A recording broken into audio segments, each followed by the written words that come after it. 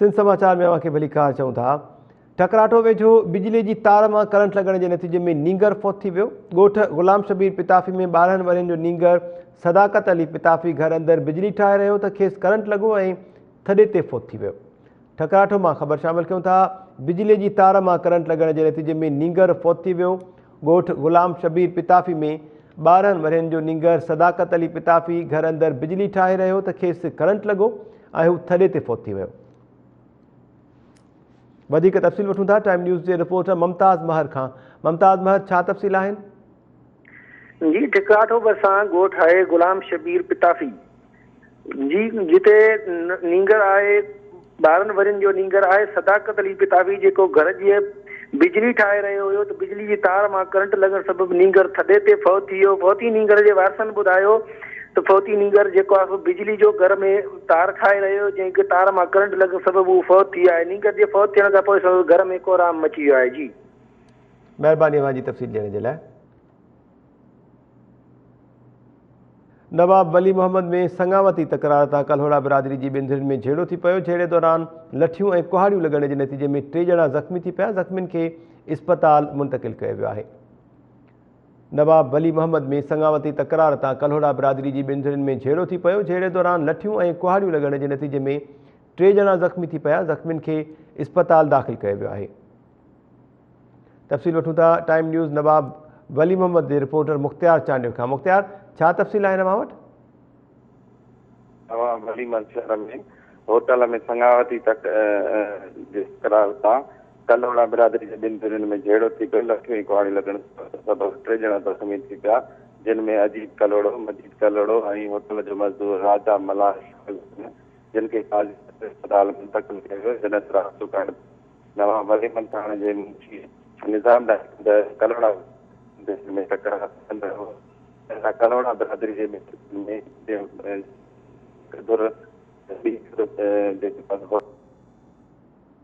ठीक है मुख्तियार चांडियो, मेहरबानी तफ़सील ॾियण जे लाइ।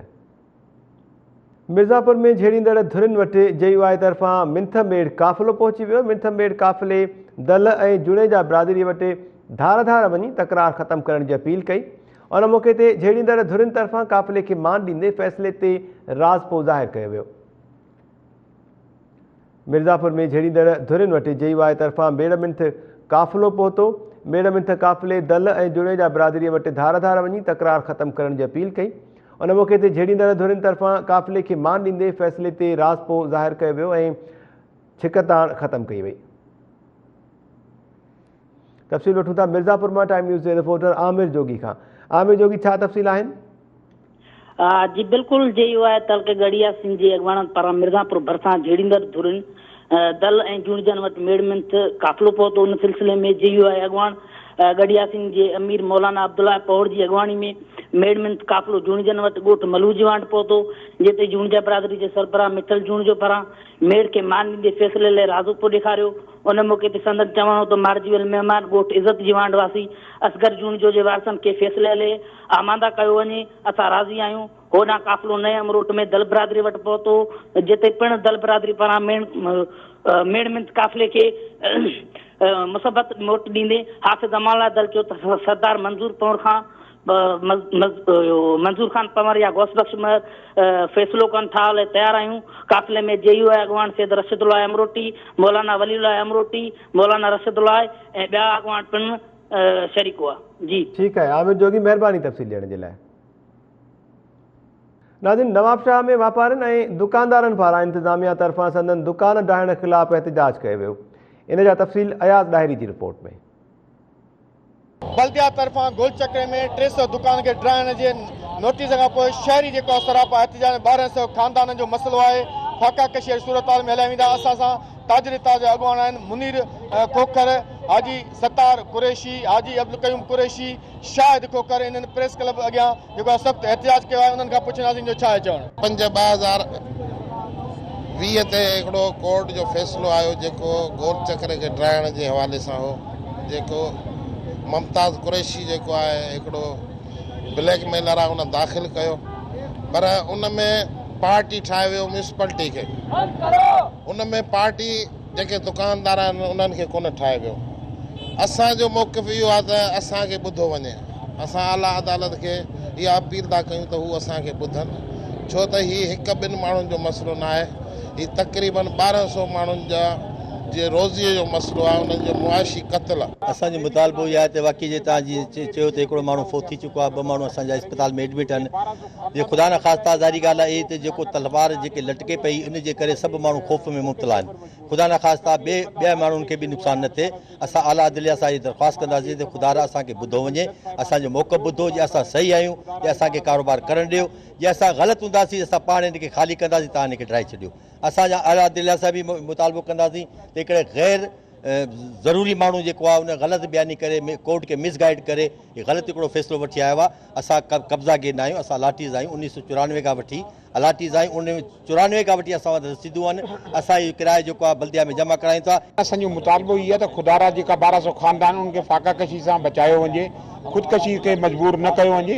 ही 1994 मां जंहिंमहिल DC आरिफ अहमद ख़ान हिते हूंदो हो, एडमिनिस्ट्रेटर इनायत रिन साहब हूंदो त उन टाइम बाक़ाइदा हिन जी टेंडर थी आहे ऐं अलाटमेंट थी, ऐं हींअर बि असांखे 2 महीना पहिरीं बि जेको आहे अलाटमेंट ट्रांसफर थी आहे। ऐं इन नमूने सां असांजो सिर्फ़ु पुरज़ोर मुतालबो ई आहे त असांजे ख़ुदारा असांखे बि ॿुधो हुजे, उन खां पोइ जेको मेरिट ते जेको कोर्ट सबूरी फ़ैसिलो करे उन खे असां क़बूल कंदासीं। असांखे पंहिंजे आला अदलिया ते जज साहिबान ते इतमाद आहे। असां इहो मौक़ो पेश कयूं था त महिरबानी करे इंतिज़ामिया खे असां अपील था कयूं, असांखे 25 तारीख़ ताईं टाइम ॾिनो वञे। जेका इंतिज़ामिया असांखे कब्ज़ागीर ॼाणे असां कोर्ट में पेश थी पंहिंजो प्रूफ पेश कंदासीं। असां कब्ज़ागीर न आहियूं, अलाटीज़ आहियूं। हीअ शयूं असां ख़रीद कयूं जॾहिं 4000 रुपया तोलो सोन हो 1994 में। असां टोटल कागज़ात मौजूदु आहिनि। हीअ मार्केट नक्शे सां ठाही वई आहे, हिन जी अप्रूवल 1994 में डिस्ट्रिक्ट काउंसिल DC साहब मार्केट जी ॾिनी आहे। ही गैर कानूनी न आहे। गोल चक्र में 300 दुकान जे ड्राइण वारो मामलो तव्हां ॾिसंदो जेके शहरी आहिनि उहे सरापा एहतिजाज आहिनि। हिन जा जेके अॻुवान आहिनि हाजी अब्दुल कयूम कुरैशी, हाजी अब्दुल सत्तार कुरैशी, मुनीर कोकर, शाहिद कोकर, हिन जा जेके शहरी जेके दुकानदार आहिनि 100 जी तादाद में ही पंहिंजे शहर खां रैली कढी नवाब शाह प्रेस क्लब पहुता आहिनि। हिन जो मुतालबो आहे त असांखे अदालत में यकीन आहे, जजनि में यकीन आहे त अदालत सगोरी ही जेके 1200 ख़ानदान इन जो मसइलो हल करे इन जे हक़ में फ़ैसिलो ॾींदी। कैमरामैन तालिबुरनि सां गॾु Ayaz diary, time news, Nawab Shah. Larkana में मोटरसाइकिल चोर सरगर्म थी विया आहिनि। शहर में थींदड़ मोटरसाइकिल जी चोरियुनि जा CCTV फुटेजिस टाइम न्यूज़ हथ करे वरिता आहिनि। CCTV फुटेजिस में ॾिसी सघिजे थो त नामालूम चोर शहरी जे घर ॿाहिरां बीठल मोटरसाइकिल जो तालो तोड़े मोटरसाइकिल काहे फरार थी रहियो आहे। इन जा तफ़सील वठूं था लाड़काणो मां टाइम न्यूज़ जे रिपोर्टर मंसूर अबड़ो खां। मंसूर, छा तफ़सील आहे तव्हां वटि?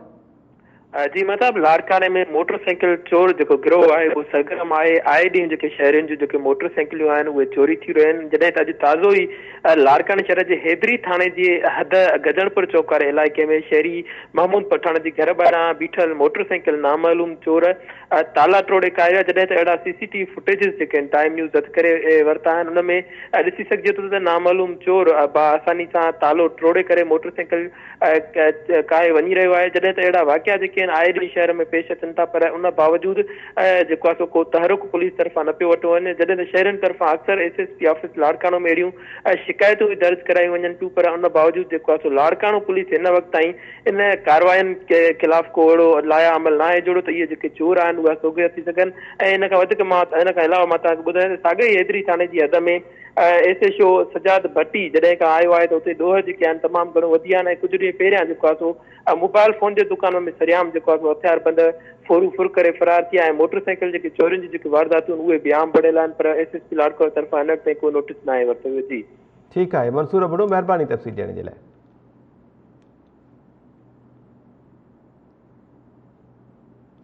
खानवाहन में मुतासिर नींगरी मामे सां गॾिजी SSP नौशरो फिरोज़ वटि दाह खणी पहुची वई। SSP नौशरो फिरोज़ अल्ताफ़ लिगारी तरफ़ां ख़ातिर ख़्वाह जवाब न मिलण ते नींगरी वारिसनि समेत एहतिजाज कंदे दाहियो त 4 ॾींहं अॻु जवाबदार एतराज़ जोगियूं तस्वीरूं कढी वायरल कयूं। जांच ऑफिसर 50,000 रिश्वत घुरी रहियो आहे। हुन चयो त इलाइक़े जा 62 माण्हू केस हथ खणण लाइ धमकियूं ॾेई रहिया आहिनि। जवाबदारनि ख़िलाफ़ क़दम खणी तहफ़ुज़ फ़राहम कयो वञे।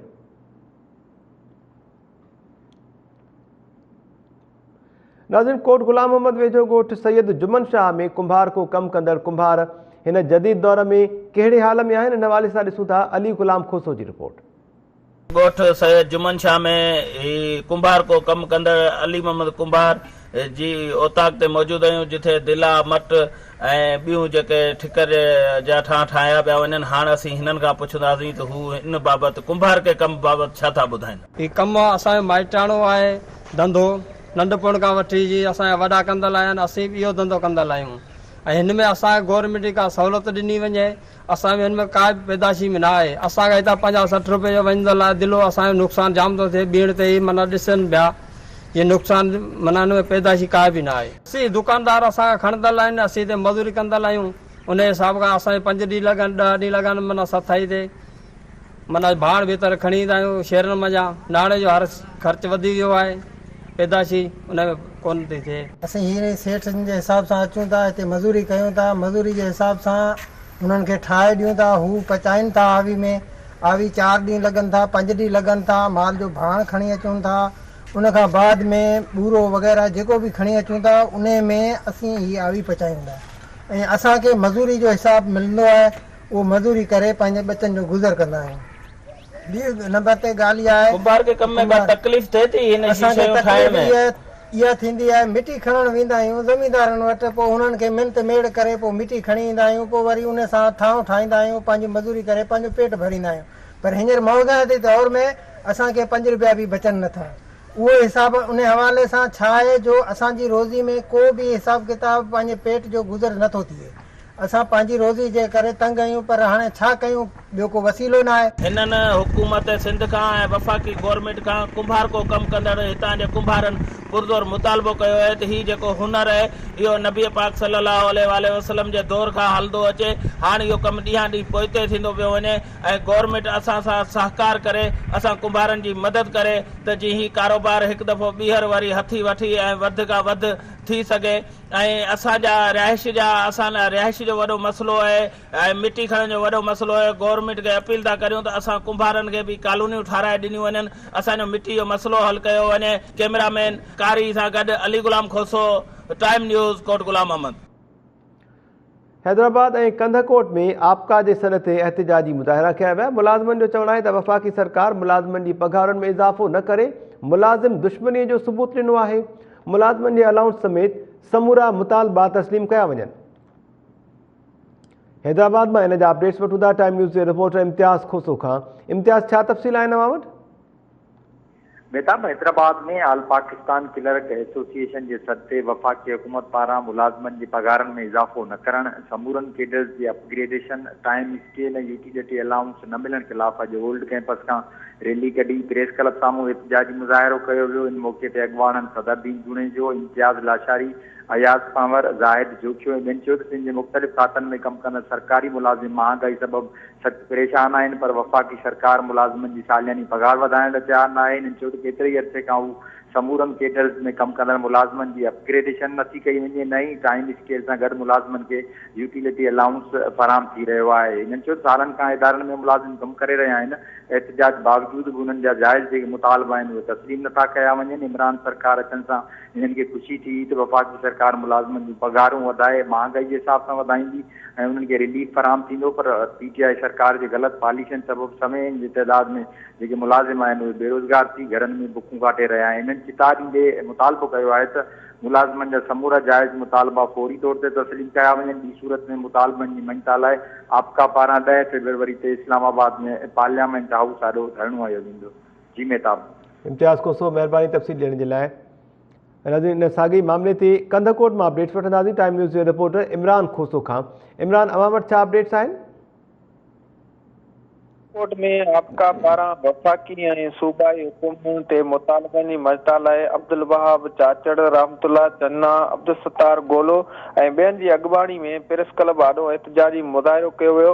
उन्हनि चयो त हुकूमत खां मुतालबो कयूं था त असांजा जाइज़ मुतालबा तस्लीम कया वञनि, न त इस्लामाबाद में धरणो वेंदो। हुननि चयो त असीं मुसलसल इन मामलनि ते जेके असांजा जाइज़ मुतालबा आहिनि उन्हनि ते एहतिजाज कयूं पिया, पर हुकूमती सतह ते हुननि जे करनि ते जोइ बि नथी चुरे ऐं असांजा मुतालबा बि जेके आहिनि उहे मंज़ूर न पिया कया वञनि। हुननि चयो त असांजा जेके जाइज़ मुतालबा आहिनि ऐं जेके उहे मंज़ूर कया वञनि जीअं असांजी बेचैनी आहे उहा ख़तमु कई वञे। जॾहिं त हुननि ॿिए पासे अॻूणो सूबाई सदर शहीद मुराद अली चाचड़ जी कातिलनि जी जेकी गिरफ़्तारी आहे उनजो मुतालबो कयो। उन्हनि चयो त असांजा जेके मुतालबा आहिनि उन्हनि जे मुतालबनि जी मंज़ूर करण जे लाइ सिंध हुकूमत जेकी आहे उहा जेके जाइज़ मुतालबा आहिनि मंज़ूर न कया पिया वञनि, जंहिं सबबु असीं सरापा एहतजाज बणियल आहियूं। असांजा मुतालबा मंज़ूर कया वञनि, जीअं असांजी बेचैनी आहे उहा ख़तमु थी वञे। जी ठीकु आहे, महिरबानी इमरान खोसो।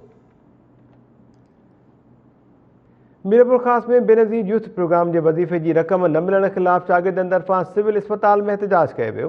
शागिर्दनि जो चवणो त 12 महीननि दौरान वज़ीफ़ो नाहे मिलियो, एनरोलमेंट फॉर्म भी अञा ताईं नाहिनि मिली सघिया। इन जा तफ़सील वठूं था टाइम न्यूज़ के रिपोर्टर वारिस ख़ासकेली खां। वारिस, छा तफ़सील आहिनि? जी बिल्कुल महताब ॿुधाईंदो त मीरपुर ख़ास में बेनज़ीर यूथ प्रोग्राम जा जेके शागिर्द आहिनि उन्हनि पारां सिविल अस्पताल में एहतजाजी मुज़ाहिरो उहो कयो वियो आहे। संदन चवणु हो त 12 महीननि खां वठी जेको असांखे वज़ीफ़ो जेको मिलणो हो अञा ताईं उहो मिली न आहे सघियो, जंहिं सबबु एहतजाजी बणियल आहियूं। ऐं असां जेके वसा वारा अमलदार ऐं सिहत खातो आहे उन्हनि खे गुज़ारिश करियूं था त असांजी जेका हालत आहे उहा तमामु संगीन बणियल आहे। हिन वक़्तु असां जेको असांजे बच्चा जेके आहिनि उहे बि बुखूं काटे रहिया आहिनि। उन बावजूदि जेको आहे असांखे वज़ीफ़ो बि नाहे मिलियो, पर जेके इनरोलमेंट उहा बि जेके फार्म आहिनि उहे बि अञा ताईं असांखे नाहिनि ॾिना विया ऐं न उनखे जेको भरियो वियो आहे। ऐं जेके होॾां जेके लेडीज़ में जेके नारियूं आहिनि छोकिरियूं उन्हनि जा इनरोलमेंट जेके फार्म आहिनि उहे भरिया विया आहिनि, पर जेके छोकिरा आहिनि उन्हनि खे इंतिज़ाम पारां जेको टारगेट ठाहियो पियो वञे उन्हनि खे जेको उन्हनि जा फार्म जेके न भरिया पिया वञनि उन्हनि वारा जो चवणो हो त फौरी तौर ते जेके असांजा इनरोलमेंट फार्म आहिनि उहे भरे असांजो जेके वज़ीफ़े जी जेका रक़म आहे उहा ॾेई असांजी बेचैनी जेका आहे उहा ख़तमु कई वञे। जी मुताब महिरबानी वारिस ख़ासकेली।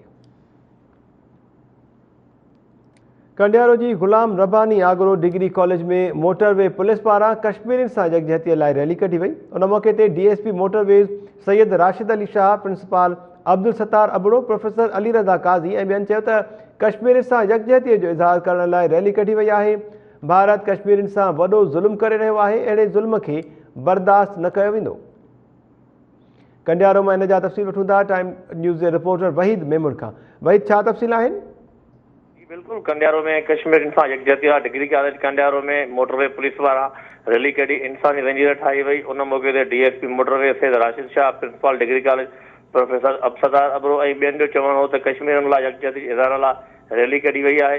भारत कश्मीरियुनि सां वॾो ज़ुल्म करे रहियो आहे, अहिड़े ज़ुल्म खे हरगिज़ बर्दाश्त न कयो वेंदो। हुननि जो वधीक चवणो हो त भारत कश्मीर खे आज़ादु करे। उन मौके ते कंडियारो कॉलेज जे शागिर्दनि पारां इंसानी रंजीर पिणु ठाही वई।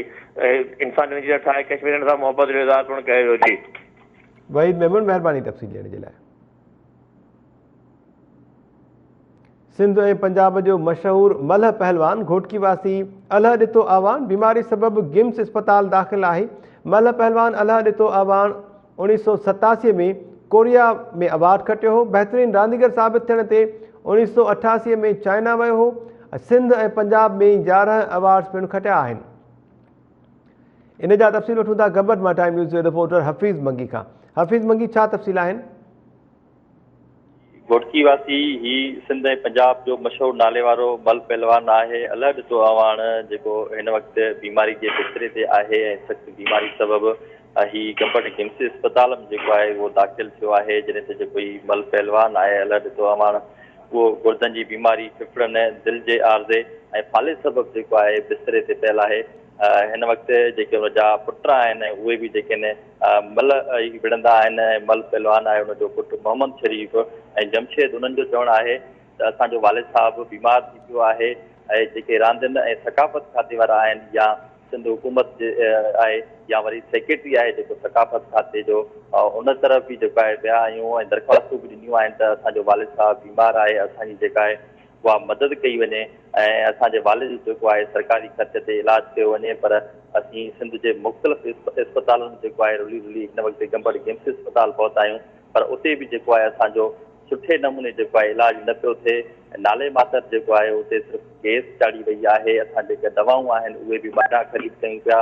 असीं हिन वक़्तु दवाऊं बि ख़रीद न पिया करे सघूं। उन लाइ असांजी जेका आहे सिंध सरकार जेका आहे उहा मदद करे ऐं असांजे वालिद जो जेको आहे इलाजु कराए।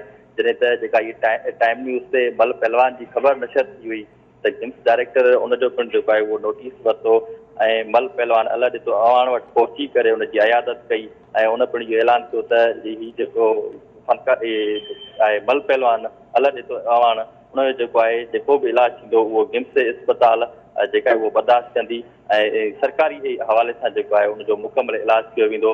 पर हिन वक़्त ताईं जेके वारसा आहिनि उहे पिणु जेके आहिनि उनजे इलाज मां जेके आहिनि उहे मुतमिन नज़र न पिया अचनि। जी ठीकु आहे, हफ़ीज़ मंगी, महिरबानी तफ़सील ॾियण जे लाइ। टाइम न्यूज़ में ख़बरुनि ऐं अपडेट्स जो सिलसिलो जारी रहंदो, ॾिसंदा रहो टाइम न्यूज़।